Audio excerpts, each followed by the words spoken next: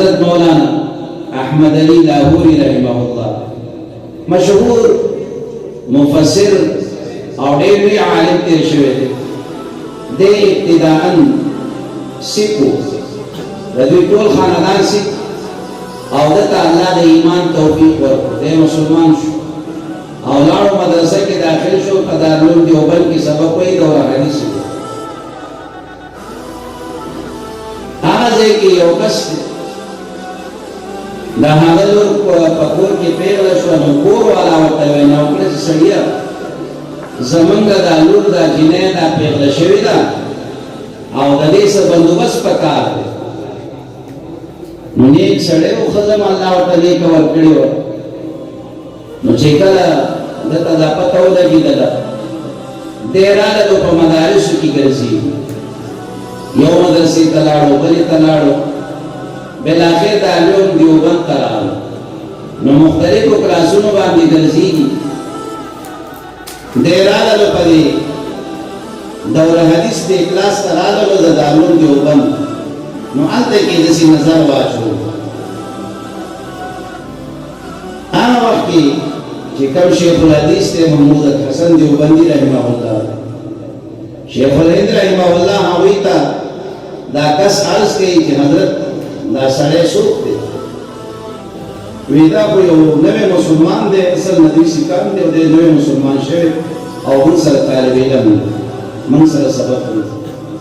وی شادي شده دی که غیر شادي شده دی؟ غیر شادي شده دی.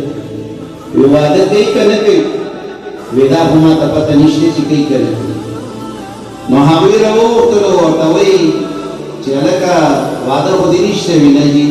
وی واده کې زه خو تاسو ته پته ده، زه خو د ټول خاندان کې یو مسلمان یم او زه ځان ته تنها یم، غریب سړی یم، زما هېڅ نشته دی، خاندان مې هم نشته دی، نو ما ته به څوک لور راکړي؟ وی ما د نه دا تپوس نه دی کړی، زه د نه دا تپوس کوم چې واده کې.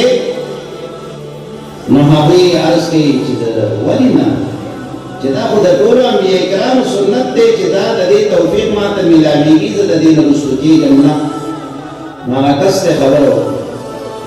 نو هغه چې د ده سر جوړېږي هغه دا وویل چې هلکه ستا مزې شولې، مفتو کې الله درته ښځه درکړله او بغیر د څه تکلیف یې دله درکړله. نو دا خبرې کېږي په دې دوران کې ورته دا وشوله چې هلکه ته خو زلمی، نو اوس خو د واده لباس او لباس جوړه واچې، لاړ شه ځان ته نوې جوړه وګنډه. ورته وایي چې زما خو وس نشته ته جوړېږي.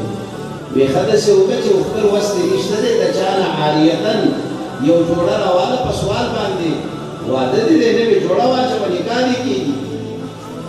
هغه ورته وایي چې یاره زما ضمیر دا نه مني چې زه د چا نه سوال وکړم. نو بیا ورته دا ملګري وایي چې ښه داسې وکړه چې دا کومه جوړه دی په بدن ده دا خو صفا ته کړه، دا خو ووینځه.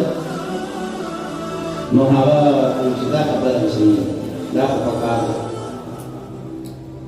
دی په خپله فرمایي چې یو لنګ مې راواخیستو، هغه مې ووالو او دا خپل جامې مې راوایستلې او ومې وینځلې. اوس چې کله ما جامې وینځلې نو پخو خلکو ازمایښت ډېر راځي، ورېځې راغلې، لمر نشته دی، د یخنۍ موسم دی، جوړې ته ناست جوړه وچېږي نه او دلته کې ټایم لګیا دی کمیږي. ماسپښین ټایم وشولو، مازدیګر ته لږ ټایم پاتې شو، هلته کې د مازدیګر بانګونه او د مانځه ټایم شو او زما جامې لا لمدې دي، هغه وچېږي نه. وی ډېرې مې راواخیستلې، ومې څنډلې ومې څنډلې، خو هغه د وچېدو نوم نه آئے. بالاخر دغه شان لمده جوړه مې واچوله او لاړم کېناستم. نو چې کېناستم زما څخه مې ناشنا سړی دې ته ګوري نه چې هلکه د ده خو پرون هم دغه لباس او نن هم دغه لباس او هغه لباس کې تبدیلي او تغیر نه او بلکې لمدې جامې ما چولې دي. خو دې خبرو ته نه ګوري، صرف دې ته ګوري چې دا دیني طالب دی، دا الله د دین خادم دی. نو ده دا زما یوې خبرې ته ونه کتل سوا زما د دیندارۍ او زما دپاره د نکاح پیغام جاري کړو چې بس د ده نکاح به اوس کوو. نکاح وشوه. نکاح چې وشوله یو څو ورځې بعد رخصتي هم وشوه. چې رخصتي وشوله نو دی وایي چې زه نوی نوی فارغ شولم نو زما له څه آمدني سم نو موږ باندې سختۍ تکلیفونه لوږې تندې هم راغلې ډېرې سختۍ را باندې راغلې نه هر تېرې کړې خو الله جل شانه چې چاته قناعت ورکړې وي هغوی بیا په دې خبرو باندې پوهېږي دغه بیبي وی زما لاړه له خپل مور پلار کره او زه ډېر خفه یم چې دا خو به شکایت کوي چې دا مو چاته ورکړې یم نه خوراک شته نه څښاک شته نه بستره شته نه لباس شته خو وی چې دا کله کور ته لاړه مور ته نه تپوس کوي چې بچې څنګه د زندګي دی نو دا ورته څه ناشنا جواب ورکوي چې ښځه دینداره وي نو د هغې بیا دا زندګي وي او جواب یې دا شان وي ورته وایي چې مورې تاسو خو ما ته کیسې کولې چې جنت دی او په جنت کې دا دي دا دي دا دي نو زما خو دا خیال و چې جنت به د مرګ نه بعد وي دا خو په دنیا کې هم جنت شته که نه دا زندګي ده خو زما د جنت زندګي ده دا شان سکون دا شان خوشحالي اطمینان چې الله ما ته راکړی دی دا سکون خو د دې نه وړاندې ما نه و لیدلی دا خوشحالي خو ما کله نه وه لیدلې نو زما عزتمندو چې دیندار ښځه وي تقوادار ښځه وي هغه به ستا عزت او خیال ساتي هغه به ستا سره په دیني کارونو کې مددګاره وي تا به د هر قسمه بدعملۍ نه د بچکولو کوشش به دې کوي او هغه د دیني کارونو کې به ستا ممیده جوړېږي او معینه به جوړېږي د دې وجې نه رسول الله علیه الصلاة والسلام موږ تاسو ته فرمایي چې ګورئ که زنانه انتخاب کوئ حسن و جمال پکې شته ډېره ښه خبره مالداري پکې شته ډېره ښه خبره او لوی نسب والا ده ډېره ښه خبره خو چې دین هم پکې وي نو که د دې دریو خبرو سره دینداري پکې شته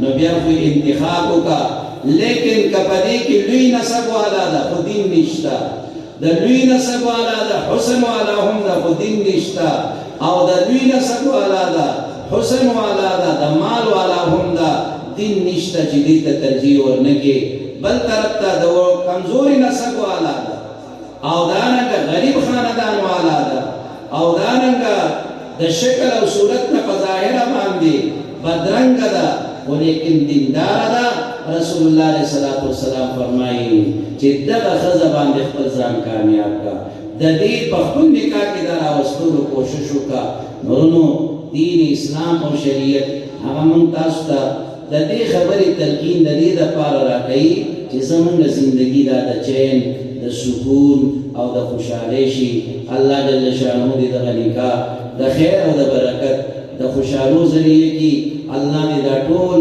علاقه په دې باندې منوره کړي او د ټول علاقې دپاره دې الله د خوشحالۍ ذریعه جوړه کړي واخر دعوانا ان الحمد لله